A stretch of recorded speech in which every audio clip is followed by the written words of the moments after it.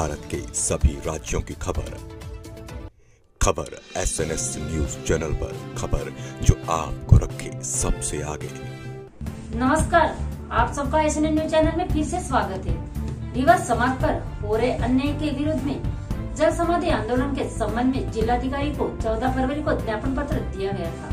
साथ ही 6 फरवरी 2024 को मुख्यमंत्री तथा 8 सितंबर 2023 को पवनी तहसीलदार को ज्ञापन दिया गया था। लेकिन अक्सर ऐसी समस्याओं और मदद के लिए मौखिक और लिखित ज्ञापन देने के बावजूद सरकार और प्रशासन ध्यान नहीं दिया, जिससे समुदाय की मानसिकता खराब हो गई। अंततः संदर्भ वक्तव्य के माध्यम से की गई मांगों को 26 फरवरी तक स्वीकार नहीं किया जाने पर विदर्भ युवा क्रांति संघ के अध्यक्ष हर्षल वाघमारे सहित समुदाय के कई सदस्यों ने पानी में किया जल समाधि आंदोलन। पवनी पुलिस मौके पर पहुंचकर आंदोलनकारी को बाहर निकाला, जिससे बड़ा हादसा होने से टल गया। आइए दिखाते हैं हमारे संवाददाता की ये रिपोर्ट। धीवर समाज पर हो रहे अन्याय के विरोध में जल समाधि आंदोलन के संबंध में जिलाधिकारी को 14 फरवरी को ज्ञापन पत्र दिया था। साथ ही 6 फरवरी 2024 को मुख्यमंत्री तथा 8 सितंबर 2023 को पवनी तहसीलदार को दिया था ज्ञापन। लेकिन अक्सर ऐसी समस्याओं और मदद के लिए मौखिक और लिखित ज्ञापन देने के बावजूद सरकार और प्रशासन ने ध्यान नहीं दिया, जिससे समुदाय की मानसिकता खराब हो गई है।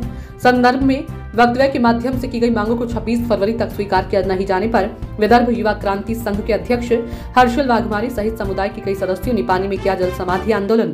पवनी पुलिस मौके पर पहुंचकर आंदोलनकारी को बाहर निकाला, जिससे बड़ी अनहोनी होने से टल गई। आम्ही चाललो आमच्या जल समाधी आंदोलनासाठी। माझ्या मच्छीमार बांधवांनो, सर्वांना आपल्या या आंदोलनात सामील व्हा। आपला या जल पर्यटनातून निर्माण होणाऱ्या या रोजगारासाठी आपण हा लढा देत आहोत।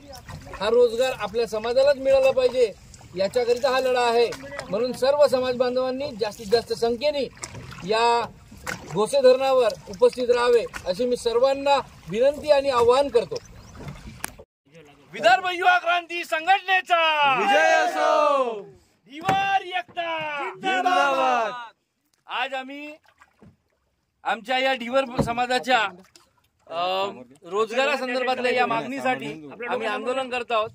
आमची मागणी अशी आहे की या घोसे धरणावर जो होणारा जल पर्यटन आहे, या जल पर्यटनातून निर्माण होणारा जो जेवढा काही रोजगार असेल तो या धीवर समाजाला मिळाला पाहिजे। धीवर समाजाला मिळणे गरजेचं याच्यासाठी आहे कारण या घोसे धरणामुळे सर्वात जास्त नुकसान जर कोणाचं झालं असेल तर तो फक्त ना फक्त धीवर समाजाचा झाला आहे। बाकीच्यांना ज्यांचा नुकसान झालं त्यांना मोबदले देण्यात आले। म्हणून आम्हाला आमचा हक्क मिळावा यासाठी आम्ही जल समाधी आंदोलन घ्यायसाठी सध्या तरी घोसे धरणाच्या या बॅकवॉटर मध्ये आम्ही आलेलो आहे आणि प्रशासनाला आम्ही काही वेळ देऊ। त्या वेळेच्या आत जर समजा त्यांनी आमच्या मागण्या पूर्ण न केल्यास आम्ही सामूहिकरित्या जल समाधी घेऊ। मी स्वतः जल समाधी घेणार आहे। या सर्वांची या समाजाबद्दल आणि यांच्यावर झालेल्या अन्यायाबद्दल यांनाही तेच अपेक्षित असल्यामुळे हेही माझ्यासोबत सहकारी म्हणून सर्वजण जल समाधी घेणार आहेत। म्हणून मी म्हणेन का माझ्या सर्व धीवर समाज बांधवांनो, आपण सर्वांनी इथे एकत्रित येणे, आपला एकीचा बळ दाखवणे आहे आणि प्रशासनाला आपल्याला झुकता करणे आहे। आपल्या मागण्या पूर्ण झाल्या पाहिजेत, याच्यासाठी जास्तीत जास्त संख्येनं धीवर समाज या घोसे धरणावर आला पाहिजे। मी आपल्या सर्वांना आवाहन करतो, आपल्या गावागावातून आजचा दिवस पड्या ठेवून आपण सर्वांनी या ठिकाणावर उपस्थित व्हा, या आंदोलनात सामील व्हा।